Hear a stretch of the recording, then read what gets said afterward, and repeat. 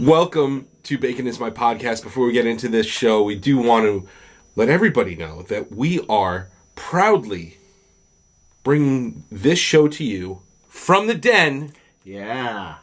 That's the Deluxe Edition Network. Rocking it out. Found at deluxeeditionnetwork.com. In the DEN. That's right. We are a part of an awesome network of really awesome podcasts, such as... That's a lot of awesome that you just said there. Yes. Health. History. I'd like to... Yes. There's also Beard Laws, Spoiled My Movie. Yes. The Deluxe Edition Podcast. There's like 26 different podcasts, so go over there, check it out. DeluxeEditionNetwork.com. Do it now. We are happy to be one. Thank you so much. What's your bacon? See, they light up. Oh, that's awesome. Oh, Yeah. that's sick. Nice. Cool. Good for night skating. Absolutely. I don't know, like, I mean, what kind of place was it that you were able to like skate around in? Was it like an asylum or something like that? Yeah, West Virginia State Penitentiary, in one particular section of the prison, the floors are so smooth, and there's all these poles, so you can kind of swing around the poles and go around in circles. There and Hillview Manor, which is an old nursing home, and there's one section of the... I saw one of your photos on Instagram. You had the skates over the shoulder. Yeah. That was West Virginia State Penitentiary, actually. Okay. Yeah. I like you when you watch them on TV and stuff, and I know that there's like a groundskeeper to a lot of these places and stuff like that. I mean, you could certainly I'm sure we've all done like abandoned buildings and jumped in and stuff like that. Right. So there's groundskeepers, but like when you initially see it on TV or on YouTube or whatever, you're like. When you said you were doing it, I was like, man, there's got to be shit all over the place. How does she do that? Right. Yeah, I mean, a lot of the places you can't because you're going to be like jumping over all the little pieces of like chunks of floor and slaloming around. But these are two locations I've been to a bunch, so I kind of like know the areas. But it's really creepy because in Hillview Manor, there's just like a long hospital wing hallway, and you just have the glow from like the red exit signs. And the floors are just super smooth, but it's really creepy to like skate past the nurse's station and then all the open doorways. It's just like such a vibe. Yeah, I bet. And you're moving kind of fast too, so it's like, Yeah. Unless something startles me and then I like fall down, but luckily that hasn't happened yet. Have you checked out the skating rink playlists on Spotify? Have you checked out? No, I haven't, but I've made one of my own. Okay. It's called Jamborinis. Nice. I like it. What's a couple songs on your roller rink playlist? Definitely like I think there's like CNC Music Factory. Oh, yeah. Gosh, let me look right now. I have Marky Mark and the Funky Bunch. Good Vibrations. Excellent. One of my favorite songs to skate to is, do you remember that song by Stereo 3 MCs called Connected? Yes. Mid-90s. I got yourself connected. I love that song. D-Light, Groove is in the Heart. Excellent. Tom Tom Club. It's such a variety, like Cool in the Gang, A Tribe Called Quest, Beastie Boys, Madonna, Michael Jackson, Love and Rockets, B-52s, Technotronic. Ooh. So it is a lot of like jock jams. I feel like we're all from the same. I feel like we're all from the same era here. Yeah. Yeah, we totally are. In Excess. Yeah, I have some good stuff on here. Nice. That's excellent. Love it. I've jumped on a few of the Spotify ones. Like, I did some when I was driving back. We're in New York, but I drive home to Indiana for the holidays. Okay. That's where I grew up. So driving back, it's a 13-hour drive. So some of that was some. It's needed. Some roller rink playlists. It was pretty excellent. Guys, we are so excited because Manscaped has upped the game. Lawnmower 5.0 Ultra. They've got interchangeable dual head system with both a regular razor that you're used to on your lawnmower, but also now a foil blade as well. And if you already have one of these, if you already have the 4.0, The upgrade's good, man. Upgrade is good. Upgrade is good. It's got all the stuff that you like already. The light is a little bit brighter. Yes. Key, it has a lock. Yes. So that means in your bag, it won't turn on automatically because you're traveling somewhere and you put some shoes in your bag and you push down on it and it just turns on and then the battery's dead. That's right. You can lock it. Awesome. Awesome feature. Everything else, you've got your ceramic blades, you've got your skin-safe technology, you got all of that is the same and improved, but it's just a better system. Highly recommend. Go to manscaped.com right now. Use the promo code BACONPOD for 20% off your entire order. Yes. You could get the 5.0 Lawnmower Ultra. You can also use it on other products like the Crop Mop, which is our personal favorite. If you ever see us out in the wild, yes, you can definitely hit us up and we will give you one of those. We always have them on us. Always. Always ready to give out. Yes. So again, manscaped.com, promo code BACONPOD, 20% off of free shipping. Thank you, Manscaped. And always remember to ask yourself, are your balls clean? Mm-hmm. Bacon! Bacon is my podcast! Bacon! Bacon! Bacon is my... Bacon! Bacon is my podcast! Bacon! Bacon is my... Nice. I do want to welcome everybody to Bacon is My Podcast. Oh, yeah, we've been on for a while. We're on for a while. Yeah. That's a whole intro, and then we hit the chaotic intro, and then now here we are. We're here. Today, Hashtag professional. Hashtag professional. We are here with paranormal investigator, roller skater, musician, whole bunch of cool stuff. Ladies and gentlemen, Heather Taddy, welcome to the show. Hello, thank you. Yeah, she's like, we've been talking for a while. No, it actually, and it's cool. Like, so owner of a sweet Sonic Youth poster. Well, what did I say before we came on here? We were talking about your band. We were talking about some Glowworm stuff, and we were talking about the sound because I checked out. There was a live video on YouTube, and then you've got your Bandcamp. It's got a bunch of stuff on there. Yeah. And we were talking about the sound and everything, and we were like that really cool, like that 90s wall of sound rock kind of buzz vibe. Right. And he was like, very Sonic Youth type of that's awesome. feel. And I saw the poster, I'm like, nailed it. Yeah. Well done. Well done. And I want, we have some fun on this show. Right. Mostly with drummers. Are you talking about how No. We often shit on bass players? No, we shit on drummers. Mostly drummers. We do mess with we poke at bass players. But for those of you wondering, it's only because we're singers, so we're clearly the most important. Oh. Okay. You're both singers?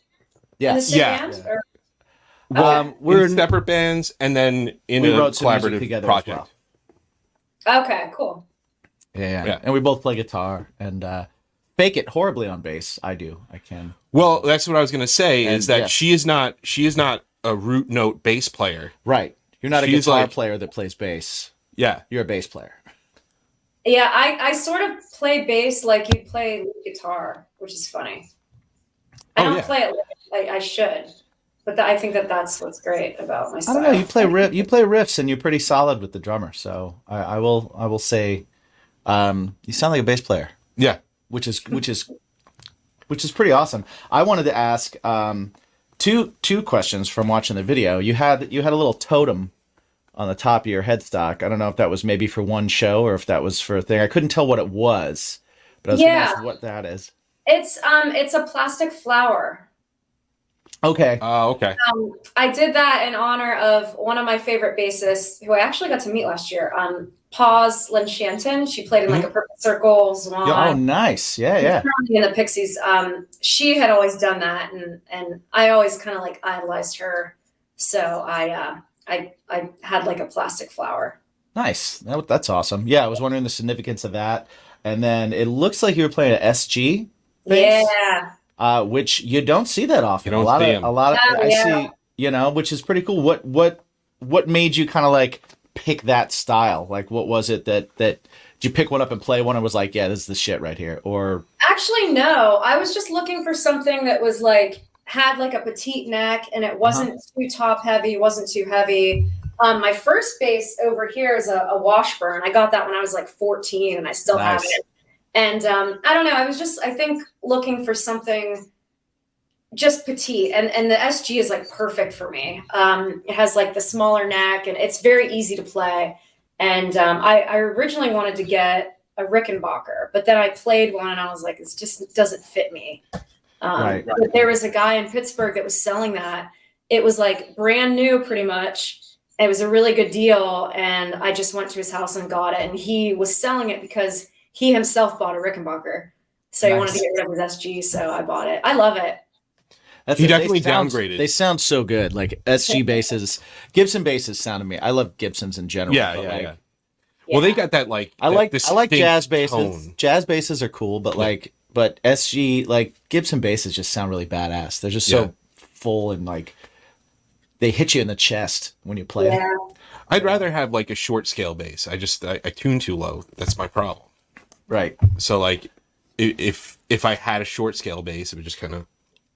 Yeah, we have a short scale bass at the house. My girl Annie found one that has like Batman symbols all up it, and it was a short scale, and she was like, yes, she's petite. Yeah. So she was like, short scale bass all the way. And so we got it for the house. And so that's what we jam around on. But. Now, what I'm curious about is, so your partner in crime, if you will, on Travel the Dead is Katrina Weidman. Mm-hmm. She too is a musician that I found out last year when she put out a single, and I was like, what? Girl's got pipes. What? Yeah. Have you ever like worked with her at all, or like has that ever been a route that you guys have gone? Oh my gosh, we've talked about it for years.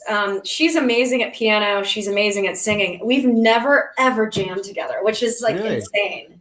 You know, she lives on the other side of Pennsylvania, but yeah, it's so weird that we haven't. But we've always talked about it. I've always wanted to have like, one of my last bands I was in was kind of like surf rock, and I've always wanted to have a band that all the songs were like paranormal and alien themed, and we would play at paranormal events. I always thought that was such a cool idea. And we'd sing about like Dracula and Frankenstein, but Katrina and I have never jammed, which is insane because I'm kind of interested in seeing like what kind of tunes we'd come up with.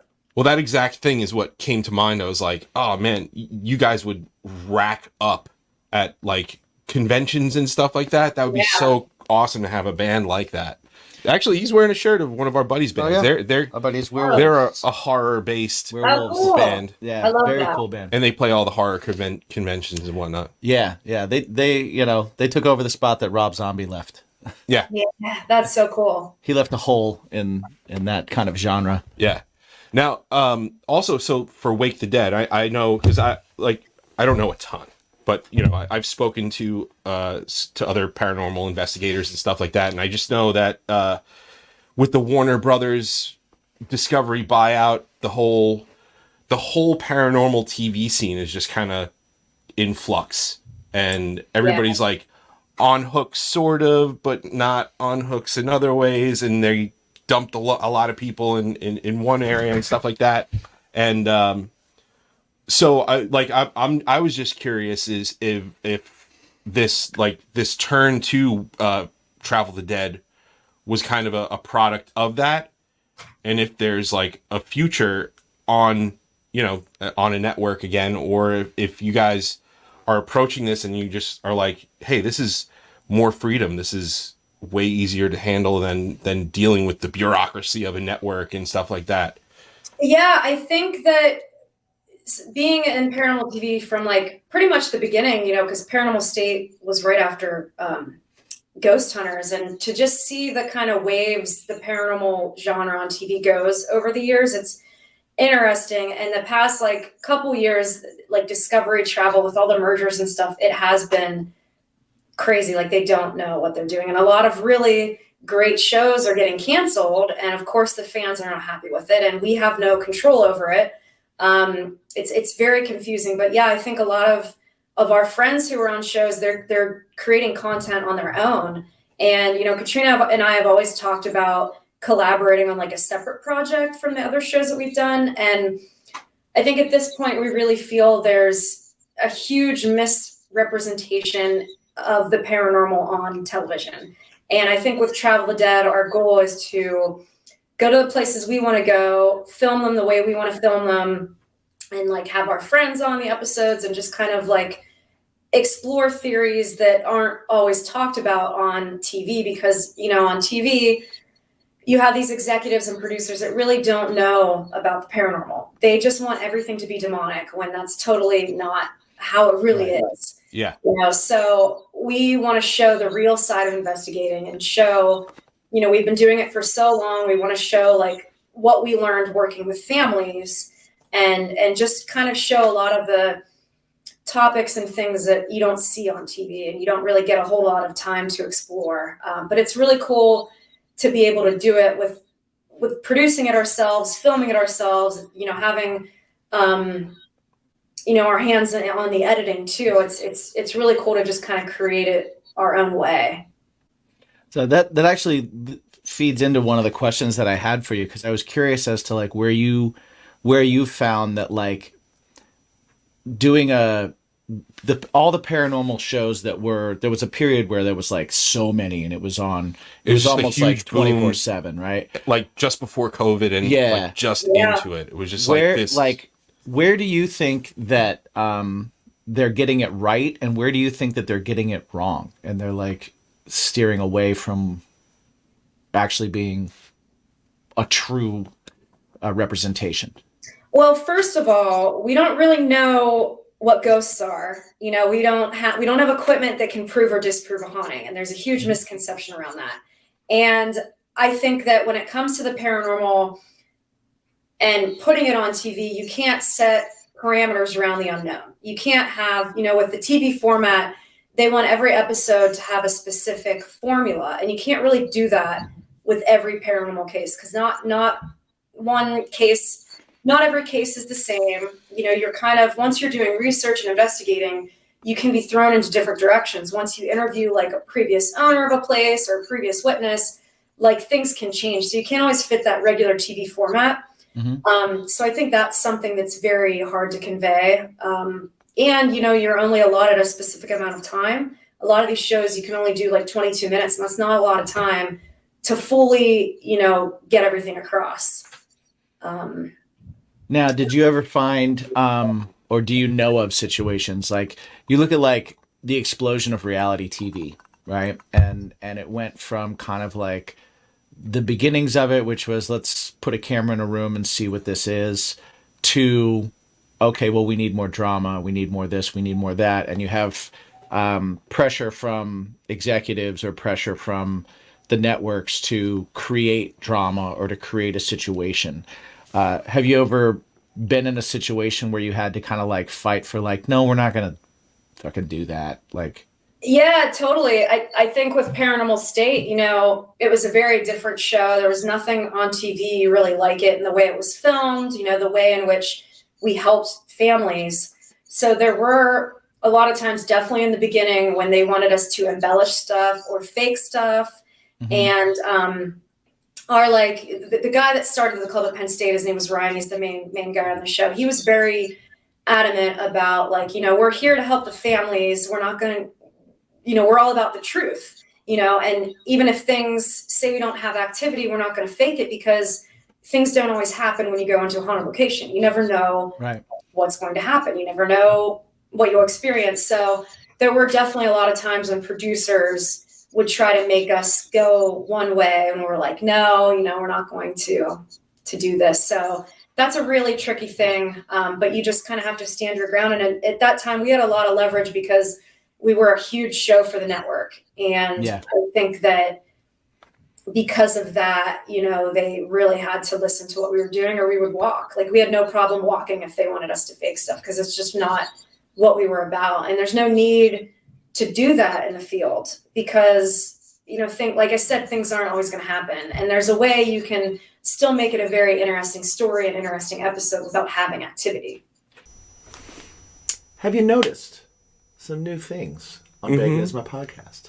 We have the new BIMP Lounge. Yes. Right? So with that, we're trying to up our game a little bit here. That's right. Right? We're trying to extend our reach. If you want to help us do that, well, one of the ways you can do that is by rocking out with our sponsors.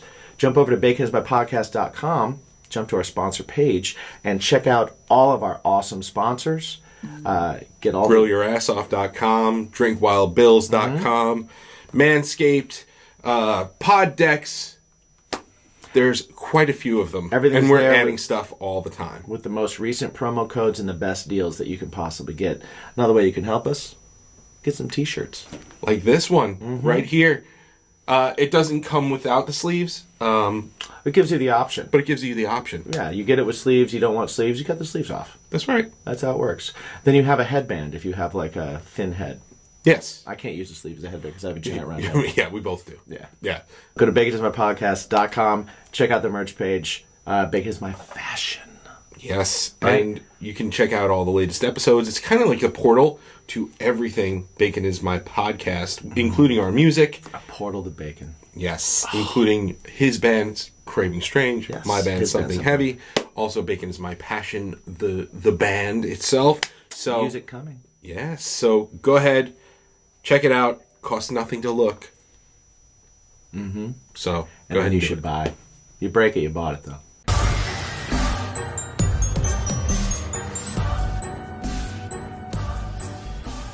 Hello, listeners, and welcome to Quad Pro Quo. Right now, you are probably thinking to yourself, oh great, another movie podcast. Well, dear listener, you would be right. But throw in a couple of marriages, decades-long friendships, and a shared property line, and you have just another movie podcast with a shitload of drama. Inspired by the iconic quid pro quo scene in Silence of the Lambs, each week one of us will pick a movie. It could be a childhood favorite, a classic film noir, an Academy Award winner, or a complete dumpster fire that brings joy to that person's heart. The selector's objective? To get us to love, or at the very least, not hate their pick. Will our marriages, our friendships, and our neighborhood survive?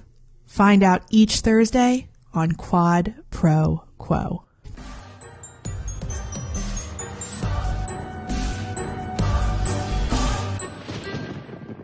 But yeah, I think the truth is interesting enough.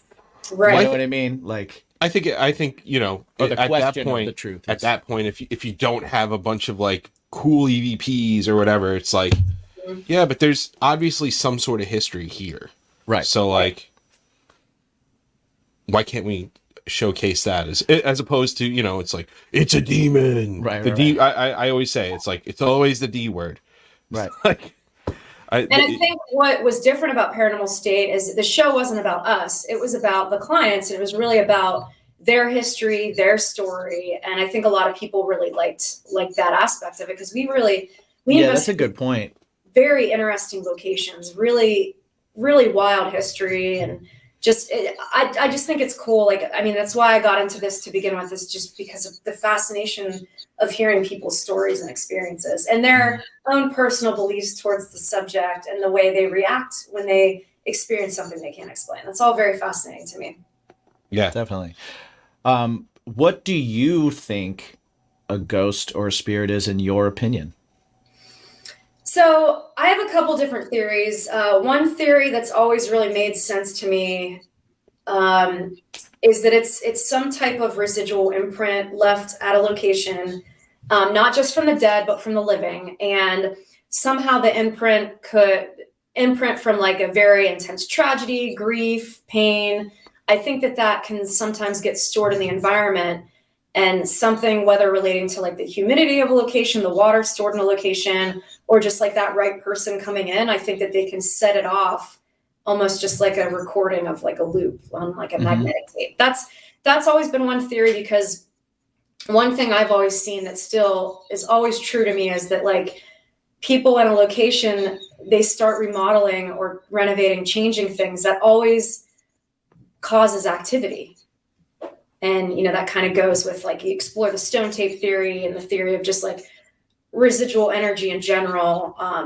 I've always kind of leaned towards that, but there's also a lot, I think that occurs, that it's a normal experience, but people jump to the conclusion that it's paranormal without really exploring it.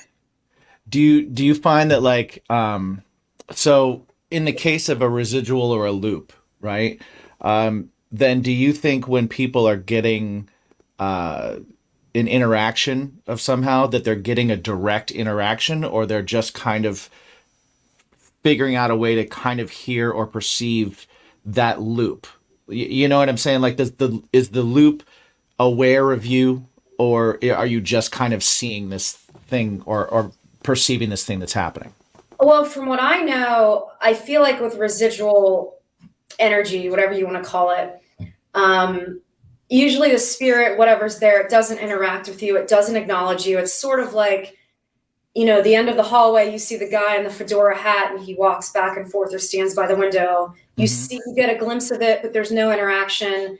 They're not aware of you. I think that that's like a very basic definition of like residual. Sure, but then you have other cases where, people see an apparition and they make eye contact. They're able to communicate with it in some way. But just in general, I just don't think we have answers to any of it. But these are kind of theories because I've been in so many weird places to where I feel like I'm kind of stuck on those theories. Yeah, I mean, it's hard to define. So one thing I will applaud you for is so a little back history. What was it, October or so? I actually went on my first paranormal investigation and stayed overnight at the hotel. Big mistake. I don't know how you do it. Big mistake. But I want to do one. We're gonna do one. But like, what draws you to going to that most active place in the building or whatever it is? Because I was like, they brought me to the basement of the Shanley Hotel up in upstate New York, and they brought us to the basement, and because I was the first one there, she was like, okay, you go over there. And that was like the morgue for a little while. And I was like, okay, well, that sucks. and then some guy came down. He's like, oh, dude, I got it. I'm good. I was like, cool, you go, have fun. And then she's like, oh, no, you're gonna go down that hallway there, and that's apparently where the portal is and stuff like that. Right. And man, I got touched. I got like grabbed. It was so weird, and I don't know if I want to do that again. Like, I don't know if I want to be touched and right. like poked and stuff like that again. But like, have you been like grabbed or touched or anything like that? Like, and if you have, why do you keep doing it? Well, I've never been like grabbed in like a threatening way. Like, I've had something touch my arm before to where I was like, what? Like, I couldn't even believe it happened because I had a camera on me. I was up against this sink in a bathroom and my arms were straight and you could see every angle. There was nothing interfering. And all of a sudden you see me bend my arm because I felt something touch my arm.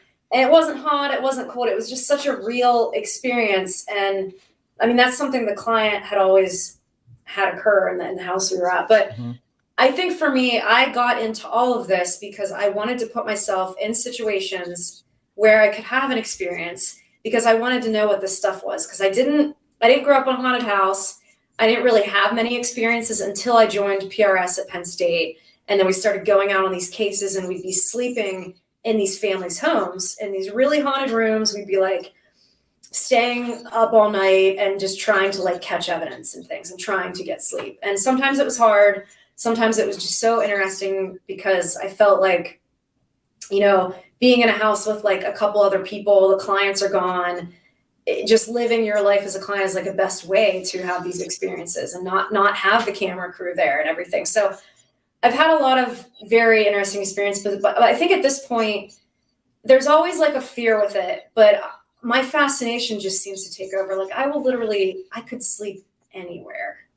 In any haunted location. I have no problem doing it. I say that, and then when something happens, I'm like, why did I do this? But at the same time, it's that thrill to where when something does happen, you want it to happen again because you can't believe it. Like I think overall, to answer your question, I just want to have experiences. I don't want to run away from things. I want to have experiences so I can get closer to trying to figure out what causes these things, what triggers them, and why do they happen, and why don't we not have answers for it? You know. Yeah, I think that's the same reason I want to do it so badly. Yeah, like I want to do it. I want to do it again. I like we had. So my wife is a sensitive, and she's exploring, actually taking courses and stuff about, her sensitivity and psychic ability and stuff like that, and embracing all of that, which is pretty cool. But like, this was just before that, and we've been, since just before COVID, just like paranormal hungry and just pulling everything we can. And this was finally like our shot at like doing it. And we just dove right in with the whole, like, yeah, let's just stay there. Yeah, cool. Let's stay there. That's great. And, she had a pretty crazy experience in the room, and I didn't know about it until we left the premises. 'Cause she's like, I'm not talking about it here. I'll talk about it once we leave. We'll talk about it. But like, even me sitting, like laying down in that room, and like I could have tried to have gotten like 4 or 5 hours sleep, and I just could not, because you felt the footsteps. It wasn't like stomping, but it was just like sinking footsteps next to the bed, and you felt watched. And I was like, I think like I'll stay there till 4 a.m. and then just grab a hotel down the road. But I don't know if I want to stay at a room. I want to go, and I want to invite them back to your house. No, please don't. There's some cool places in Gettysburg I've stayed that to me, that's a perfect example of like a residual haunting, is that like, you're just seeing a glimpse of like apparition of a soldier going across the field or whatever.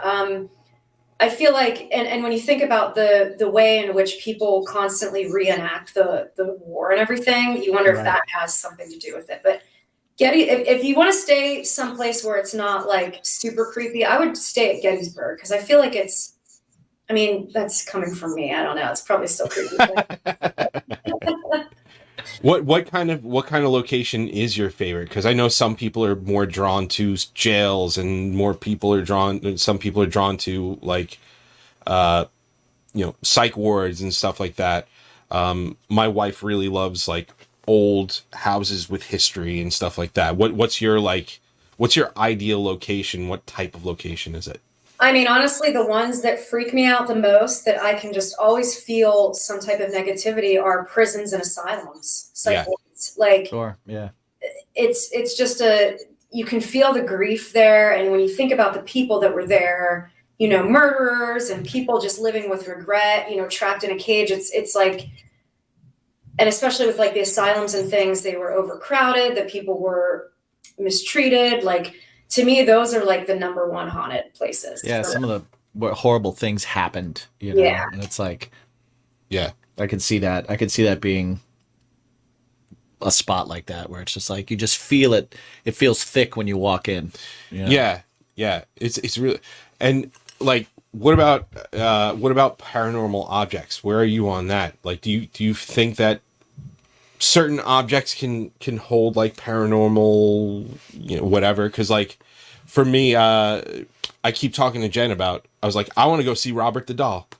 Oh, He's down in the Keys. Let's go. And Dolls she's like, we're not going. Dolls freak me out. And if you look at her Instagram, I don't know how, like, the bravest thing that I have seen is just her surrounded by these old marionettes.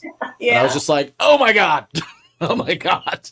I love weird dolls. It's just the thing, Oh, they're just so creepy. They're creepy even if they're not haunted.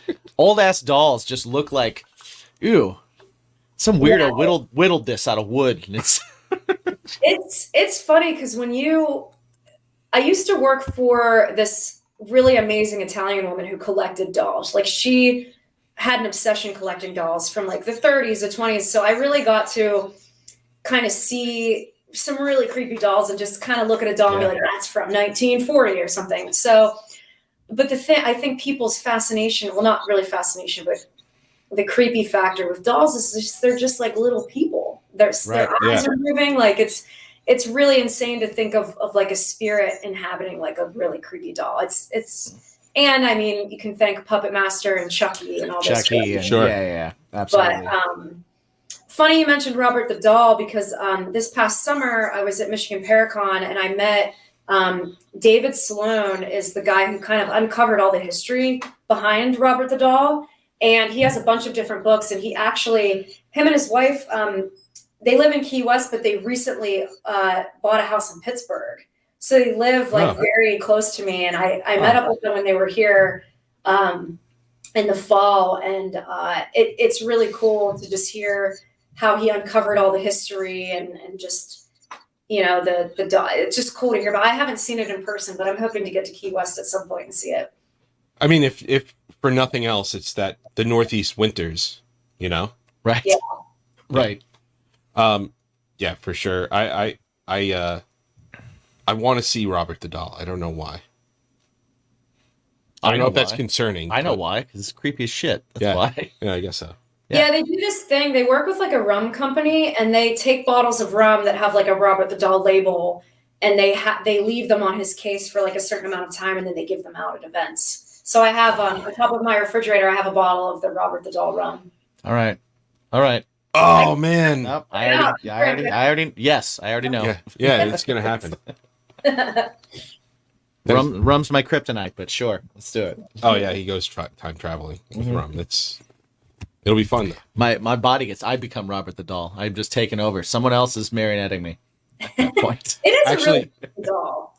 It is. It's messed up, but it was like redone a few times too, like from past owners. It's pretty cool. Yeah, it's like falling apart pretty much. I wish I had. I got to go through. So like for a short period of time in my life, I was a home inspector, and I got called up to do this house, and it was in Rockville Center here in Long Island, and the woman that had lived there prior. Now, like, this house was old. I wish I was more into it back then and like more sensitive to it back then, because thinking back to it, I'm like, oh man, this would have been awesome. But like the woman, like the house still had all the old like push button light fixtures and knob and tube and everything like that. And she converted this huge 2 or 3 car garage into a puppet theater. Whoa. And she made all the puppets. I love that. That's worse than gnomes. Like in the corner of it, she had like a puppet making station and stuff. And she's like, I just need this part of your hair.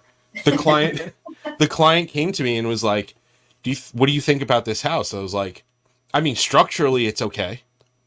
I don't know about anything else. Right. I'm sorry. I can't advise you otherwise. Do you ever find anything else weird doing home inspections? Well, it's more like building crap, like walls made with 1x4s, as opposed to 2x4s. You never found one of those houses where it's like, why is there a door in your closet? I mean, house hunting. You've like we've encountered. I don't know if you guys have like apartment hunting or house hunting or anything like that. Like we felt a house that we felt as if when we were on one side of the room, we were getting pulled down, and we were on the other side of the room, we were not. And it was that was weird. That is weird, yeah. And like, I put a marble down and it didn't move, but it was like, why does it feel low over there? It's weird. Yeah, there's some places, especially if you guys saw the Portals to Hell episode I did at the Stevenson building in Nebraska. It was this building that had a really wild history. It was like a brothel. It was a dance hall. The KKK used to have meetings there. Really bizarre stuff. And then there was like mob activity, and they had underground tunnels where the men would like secretly bring the prostitutes. But the owners bought the building to use it to store their like oddities collections. They had just like, they would go to different locations and get objects from like really well-known haunted locations. I remember that. I do remember that one. That's where they had the cases of different stuff. Yeah. Yeah. It was really, really just, you wouldn't even believe it. They didn't even really film half of the there was just so many objects. They couldn't fit it all into the episode. But that was a good example of a very crooked location. Like the walking down the hallway, you feel like you're like the floor is like not even. But I've definitely been in a lot of places where it kind of feels like the floor is almost going to cave in. It just doesn't feel safe. Have you ever walked into a place and just immediately had that kind of like, nope, and wanted to get out and still stayed or didn't go or?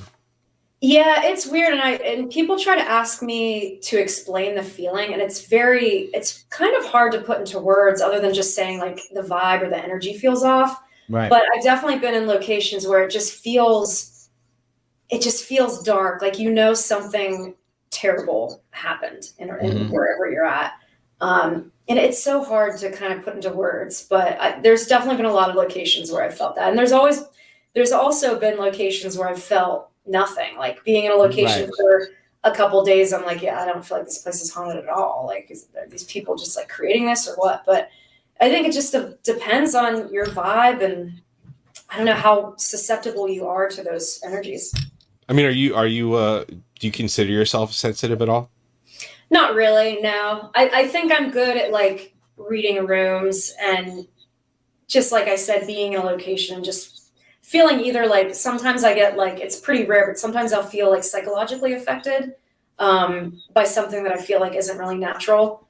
But yeah, I don't know. I haven't been able to like enhance, they say we all have that ability. It's just how you enhance it. I haven't been able to do that. I feel like it's super important that you have those experiences where you walk in and you're like, there's nothing here. Mm-hmm. You know what I mean? Because if you're batting 1,000, if someone's like, every place I go to, it's kind of like, is it, or is it you? Are you bringing that? Are you like, what's going on there? So I think it's super important that you have those, because it kind of like probably resets you a little bit to be like, all right, good. I'm still seeing this for what it is. Do you consider yourself, like when you started, did you come into this skeptical but open? Did you come into it like I know something's going on, I just want to know what it is? Like where would you put yourself on that kind of a scale? In the very beginning, like as a teenager, I would take my friends on investigations, and we'd like break into buildings in my hometown and that were reported to be haunted, and just to try to get activity. So I've always been very open to it, but I'm way more skeptical. I basically go into every investigation. I think it's important to have an equal balance of skepticism and an equal balance of belief. Right. But I definitely lean more on the skeptical side. And I think that's just because, with Paranormal State, I was put into so many different scenarios with different types of hauntings, different types of families, locations, that I feel like it made me pretty like well-rounded on this subject. So I feel like I notice things a lot of other people don't notice. And then kind of diving into like the world of UFOs, so just having the skepticism, I think is important, Yeah, absolutely. I see what you're doing. You're popping in, you're watching the show, you're listening to the show, you're like, I really like their interviews. Or you're like, I don't like their interviews at all, but I do like 7 questions. Or you're like, man, I wish more people knew about this show because these guys are fun and these guys are cool. How can I help? Well, one of the best ways to help is by going over to patreon.com/baconismypodcast and joining our Patreon. We've got awesome 3 tiers starting at $3 per month, where you will get live stream shows on all of our discussion and drinks. Every week, a live stream that you can join in on, you can weigh in on, you can jump in the chat, you can jump in the little community. Interact with us. We got a cool squad over there too, so you can meet people, make friends. We're all about that. Also, you can learn some cooking tips from us. Yeah. We got a few of those up there. You can try some of our dishes out. Yeah, you can also watch us eat horrible shit. Yeah, that's the other thing. Now, when we cook stuff, it's delicious, but the stuff that we eat is not. Yeah, totally separate. Never fun. Separate thing. Yeah, but go ahead, go over there. There's tons of new content. We have early music releases. We've got live streams, we've got watch-alongs, we've got all sorts of stuff. Go to Bacon Is My Podcast's Patreon today and sign up and be part of the BIMP squad. Totally helps us out, guys. Thank you so much. Cheers to you. What's your bacon? I mean, I feel like it helps you kind of, you got to have weed out the bullshit. Yeah, you got to have a good bullshit meter so that you can make sure that the stuff that you do study is worth the study. Mm-hmm. You know, so you can't chase down every clue. Yeah. You know, you have to kind of be able to go like, all right, that's this, that's this, that's this. Now here's what I can't explain. Let's dive into that. Yeah. You know, or at least that's what it feels like. And I think with anything, you know, in terms of the subject of the paranormal, people have always been really fascinated by it. And, you know, they go to these locations and they hear these stories of like the woman that walks down the hallway. And I think a lot of times they have a lot of preconceived ideas as to what's going to happen. And I think it's just like a really fascinating subject to where I think people do go to some locations that really aren't haunted, but the buildup of believing certain stories, you've kind of created it yourself. Sure. Yeah. Just one last thing I wanted to touch on, talking paranormal, that is, you worked with the Warrens, and so doing that, I mean, what was that like? What was that like? And how do you feel their approach to investigating was? Like, you know, you said there's got to be equal skepticism and belief. Mm-hmm. I feel like that family kind of dove all in. They were like the family doing it. She was a pioneer kind of in the field. So like, did that teach you anything? And do they have that skepticism as well? So with the Warrens, you know, a lot of people, so I worked with Lorraine. Ed had unfortunately passed like the year before I joined PRS and, you know, worked with Lorraine. But with the Warrens, of course, you know, they're very much, everything's a demon. This is a demon. So I know a lot of people don't really agree with that in terms of like their belief system. But as far as like working with Lorraine, I think that, you know, a lot of people were like, they're frauds. They're just in it for the money, which is totally, you know, not true. They dedicated their lives to helping families for free. You know, they made their money from public lectures, you know. So I think just like, you know, because I grew up reading about their cases. I grew up reading about Ed and Lorraine. And then to be able to like work with Lorraine and get to know her, it's still, when I think about it, it's like, it's crazy that I got to just travel the country with her for years and call her my grandma. Like it's just bizarre. But I think when you think about them, you know, at that time, you had like Hans Holzer, you had Harry Pricing back in the day, but the Warrens really, I feel like they brought a lot of it to the public's attention, you know, just by lecturing at colleges and taking calls in the middle of the night for decades and just traveling around and helping families, you know. And like I said before, a lot of people don't agree with their stance with, you know, thinking that a lot of it was demonic, but, you know, that was their background. But a lot of people also don't know that they were well-versed in all kinds of religious backgrounds, and they helped all kinds of different backgrounds when it comes to religion. So I don't know. I mean, I admire their work. You know, I think a lot of what people are doing now, they wouldn't be doing if it wasn't for the Warrens, if you look at it that way. Yeah.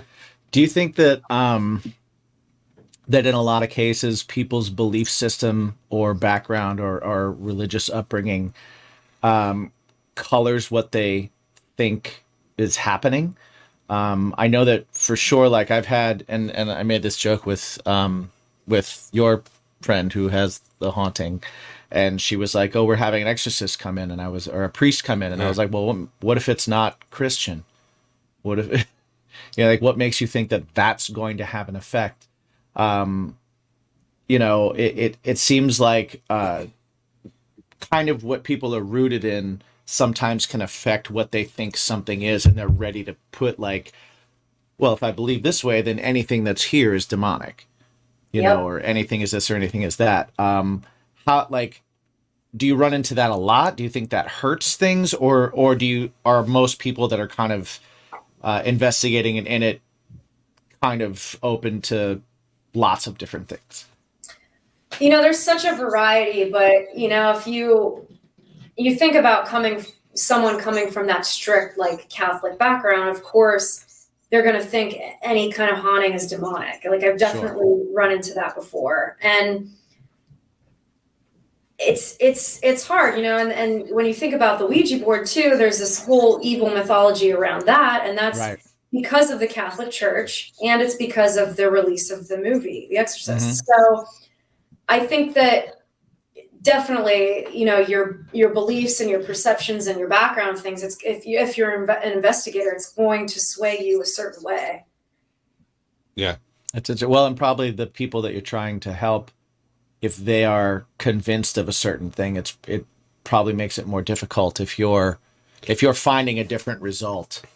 Yeah. And when I was in college and working with these families, like the group that I was with in PRS, we all had different religious backgrounds, so, which was interesting because, we would go into the family's house and try to resolve everything. We would go by their belief system. So we would either bring in the right person to help them, or just kind of see, what did they want us to do to kind of conclude everything? Do you want a house blessing, according to your background? So, yeah, I don't, maybe I answered your question. I don't know. Yeah. Well, do you think so? Well, that's one of the areas where I'm super interested, because I find it interesting, and I also find it somewhat confusing, where like if I'm having something happen at my house and I'm a devout Catholic, but whatever's happening in my house has nothing to do with that, and someone comes in and we do some kind of Catholic ceremony am I just making myself feel better?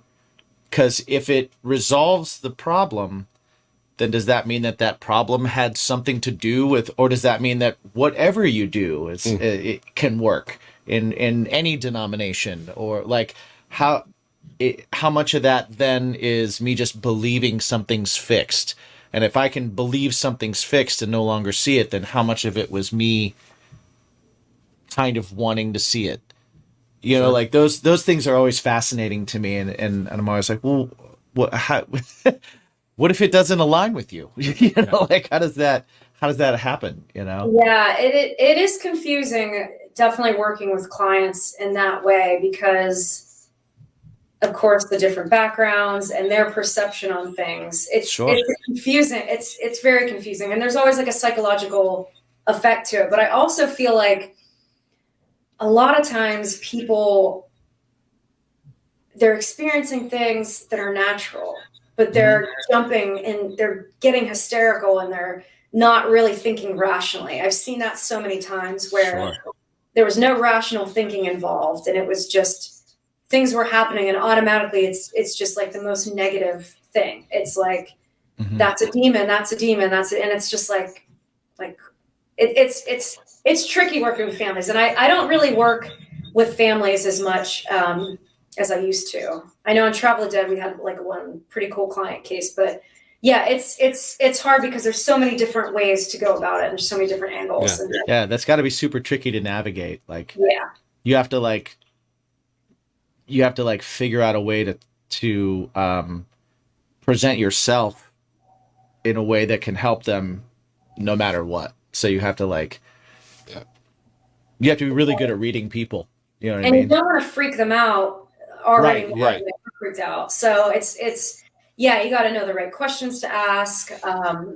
It's crazy, but like even before doing a client case, there's like a very structural interview process to where we kind of basically become the client's historian, and we know their background, because a lot of times it's just people with really negative backgrounds, and they're like, maybe they do move into a house that has a really negative history, and then they have constant negativity. They're going through stressful things in their life. They're just a very negative person. They can, that's feeding into it. Yeah, exactly. How long did it take you before you felt confident and to a point where you were like, okay, I'm pretty good at this, and I can I can have those conversations, or I can go into this place and kind of figure things out? I think it took a while, actually. Because like I said, you're constantly just like around tragedy. You're hearing these awful stories. You're working with clients that are hysterical, sometimes crying, emotional. So I'm not always the best at dealing with that. And when I first started doing this in college, I kind of wore every hat on an investigation team. I did a lot of the tech. I did filming. I did interviews here and there, but it wasn't until later in the season where I started doing more interviews. But I feel like even then I wasn't really like the best at dealing with like the clients. Cause it's not easy. You know, there's been clients where they're experiencing something and they want it to be paranormal so bad because it being paranormal, they don't have to fix their personal problems that's causing whatever. It's an out. Yeah. Oh, interesting. So yeah. It's hard. Like, how do you bring up that conversation? Like, hey, you know, A&P, these are natural things. Sorry, your house isn't haunted.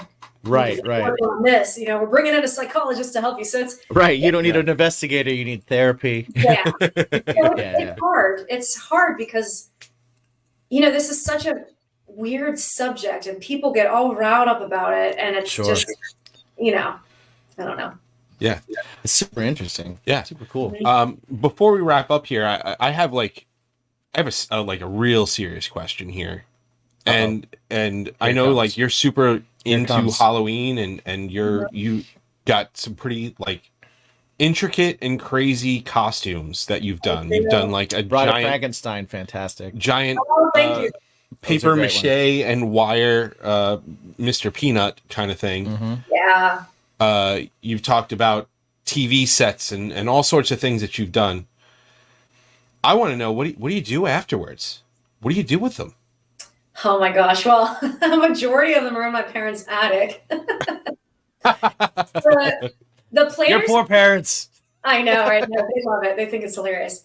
Like, how long is this Mr. Peanut staying here? Yeah, right. Are you gonna get Mr. Peanut out of the attic? The Mr. Peanut costume was kind of the first big one that I made, to where it's like it's chicken wire and paper mache, and I recycled it so many times. Like I remember playing a show. I didn't wear it, you know, while I was playing, but like I played a show at this like summer event, and then my friend had a farm. The guitarist in Glowworms has a farm, and they had like a vegetable stand. So they're like, Taddy, you need to wear your corn costume. And I wore it, and the bottoms of the chicken wire on my legs, it started cutting into my leg. God.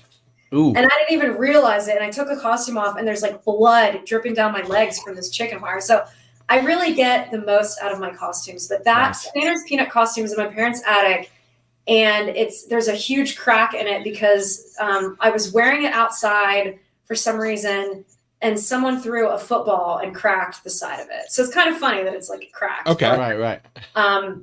You guys can't see it, but in my dining room this year or last year, this is insane. I made a replica of the Annabelle box that she's sitting in. Oh, nice. It's huge. It's like almost to my ceiling. And I have an Annabelle costume that I made, and I got black contact lenses. And what I was going to do was make either like a calendar or like I'm going to do a photo shoot where I'm Annabelle in different situations, like in the box, obviously. And I was going to do something creative with it. But my photographer that I work with got so busy over the holidays that we never got to do it. Because usually I make my Halloween costumes into a really funny Christmas card.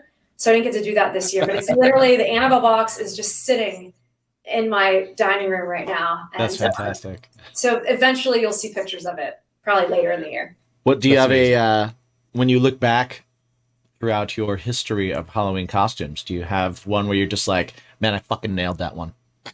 Yeah, I like mean, your favorite. My Sun-Made Raisin costume was pretty spot on. I've heard about this one. That was pretty good. I have some pictures on my Instagram of that one. The one I'm the most proud of is probably Zombie from Pee-wee's Playhouse. Fantastic. Because I like painted myself teal. I found like the perfect head wrap thing, and then I made the box. The box and and I had lights in it. And I recycled that one a lot because it was just so amazing. And that's one costume, I don't know what happened to it.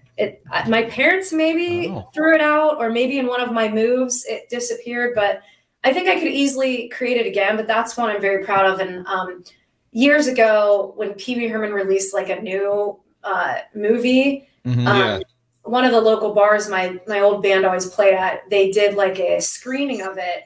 And they had me dress up as Zombie and judge like a tequila dance off. Because that's fantastic. Yeah, the event was sponsored by tequila. So they set up these like glasses and had these platforms and people would do the dance. And before you opened said doors, did you make them say Mecca like a high, Mecca hiney ho? No, I would just say that. And then I had this little like fishbowl with little fortunes that I made so I could like give someone a fortune. Fantastic. That is amazing. Yeah. I love that. Hi, Mecca. We like hearing her stuff. Like anytime we do a Halloween show, we truly do phone it in. I mean, like even the ones that we were like, oh man, that was epic. Like one year my band Dorothy, was man. He was Dorothy great. From my whole band was the Wizard of Oz. Yeah, cool. And I was Dorothy, and I was a Southern Belle all night. I was a sassy Southern Belle all night long. Yeah. I still have the ruby slippers. Nice. Well, because it was hard to find those to fit me. Yeah, the cheerleader one was pretty good. But then once we hit LTOB and we did Super Troopers, Ghostbusters, and the A-Team. And our drummer was the A-Team van.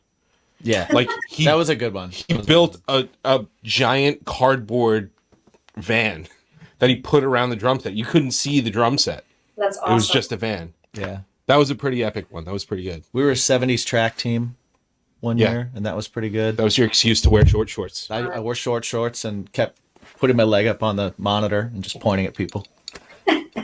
I love making things like that. That's where I really shine. I don't know why I didn't like grow up working, like creating backdrops for sets and things. I don't know why I never got into that. It's just kind of like I do it for myself.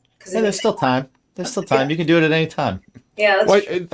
There's some art that if people like, it's why we're not in cover bands. It's because it's like, cool, make this art and get paid, and you're like, nah. Right? No, I make this for myself. You could do a cover band and make several $100s a week, and you're like, that's fine. We're fine. Who wants to make money? Yeah. Well, do you guys tour or anything with your band? Occasionally. I used to. I haven't since. COVID just destroyed everything. Yeah. for my band for a while. So we've done a lot online since then, but we haven't toured. But before that, we toured quite a bit. Yeah. One of my old bands, like that I was in during Paranormal State, we played in Smithtown, Long Island. Katie's. Oh, yeah.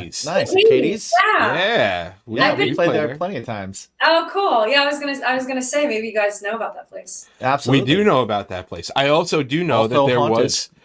Yeah, it's also haunted, and we also I brought it up several times, and you know when we bring on like paranormal personalities here, it's like Katie's always sticks out to me because there was a show that did go there, and it was like, oh shit, they're at Katie's. That's awesome. It was Paranormal State. I think we were the first show to go there. Yes, but not the first one I saw.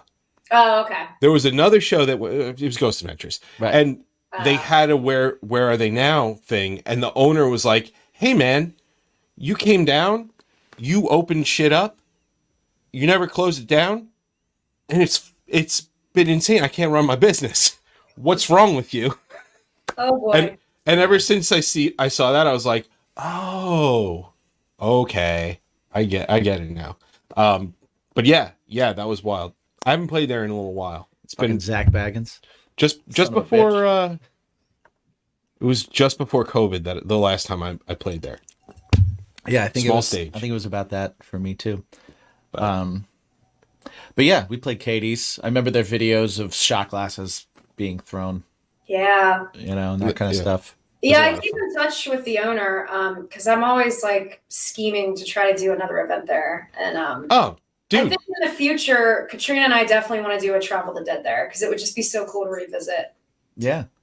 Dude, let us know. We're like 25 minutes away from there. Cool. So yeah, hit us up. Over there. If you want your band to play a show, we'll book our bands on show, and Yeah, we'll set up a night. we'll make a little crowd there, and then when everybody leaves, we'll do an investigation. Sounds good. Yeah. So thank you so much for hanging out with us and spending so much time with us. Let everybody know where they can find everything Travel the Dead, everything Glowworms too. Yeah. Yeah, well, I'm actually Glowworms. We broke up. We broke up a couple years ago. We all just got too busy. Sadly, that was like my favorite band I was ever in. But I'm trying to start a new project. Hopefully, in the future, I'll have something new. But you can find me at heathertaddy.com. I'm pretty active on Instagram and Twitter. Just search Heather Taddy. You'll find me on there. You can keep up with my adventures. Travel the Dead is on Katrina Weidman's YouTube channel. Just search Travel the Dead. We have a bunch of different episodes up there. You can watch it all for free. I edit all the behind the scenes footage. So we have a bunch of different bonus videos that we upload here and there. Other than that, I guest star on Mysteries Decoded. It's like a show on the CW.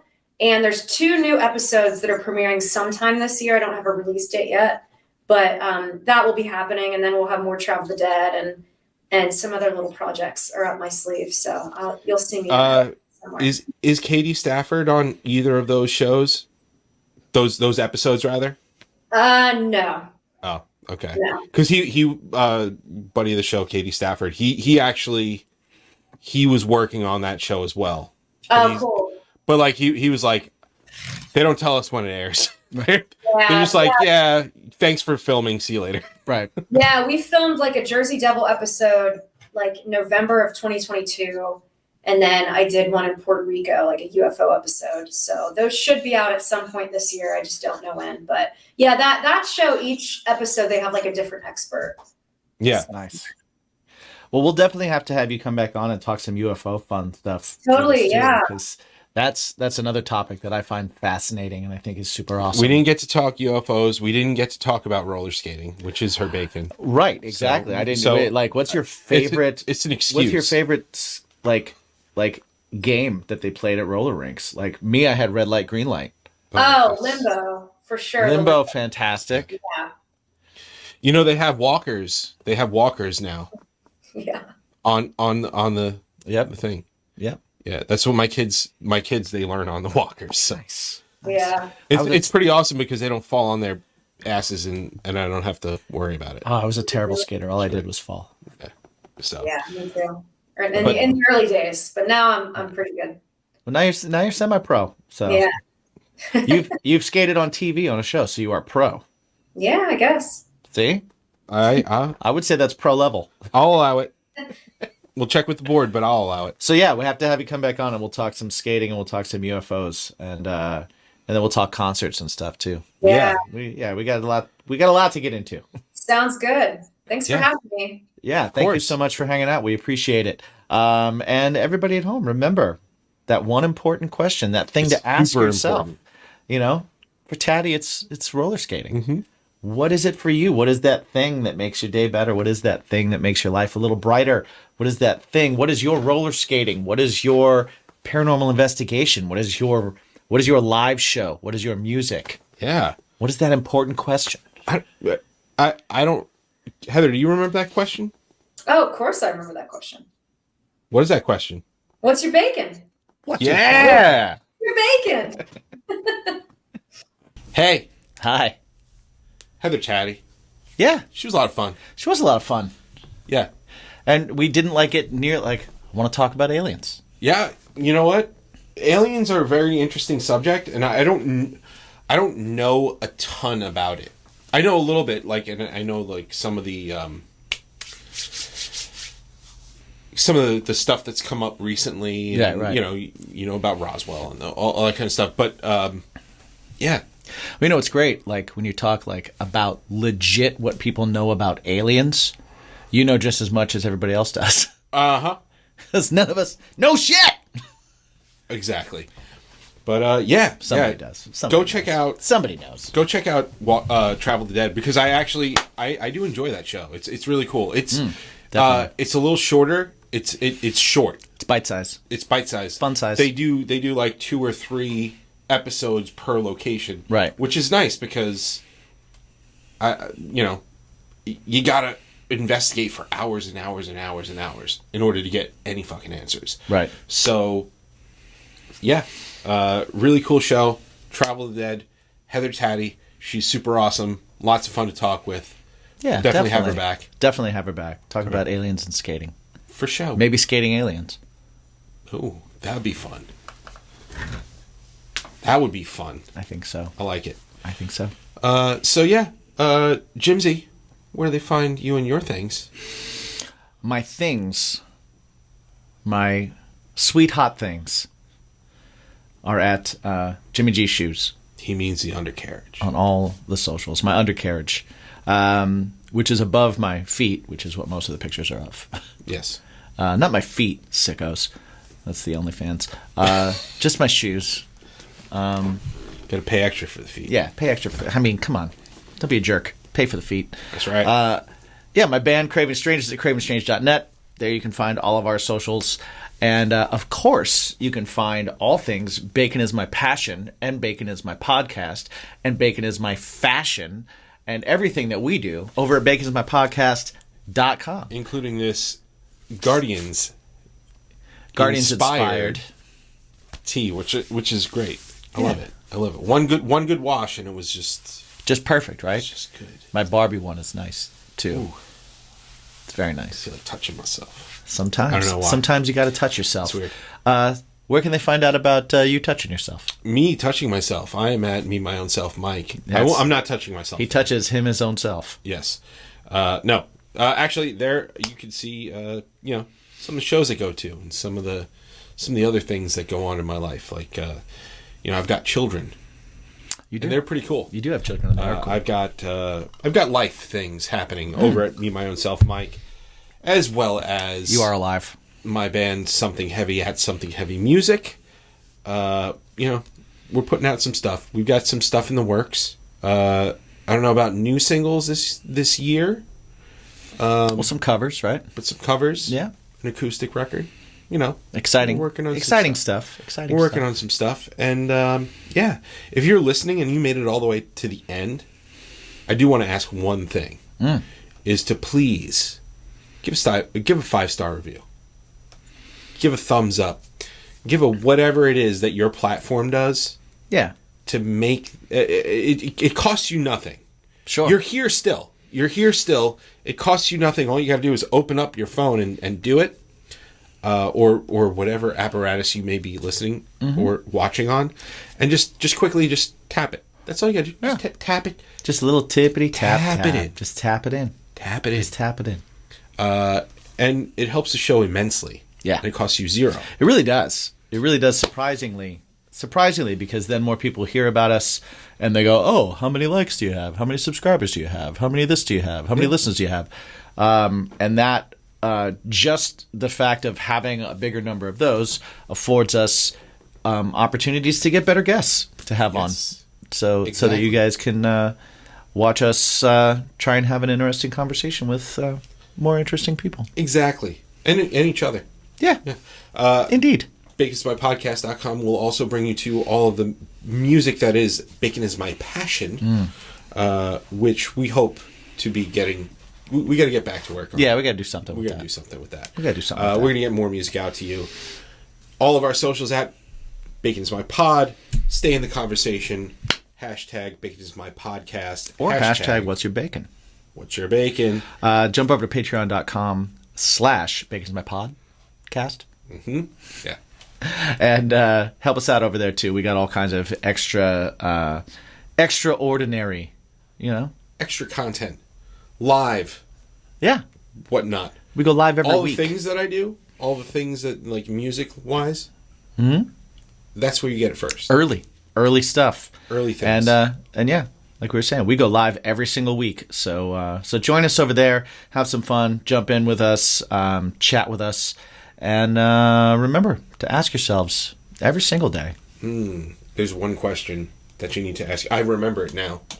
It's what's your bacon? Yeah. Make America skate again. I like that. World peace.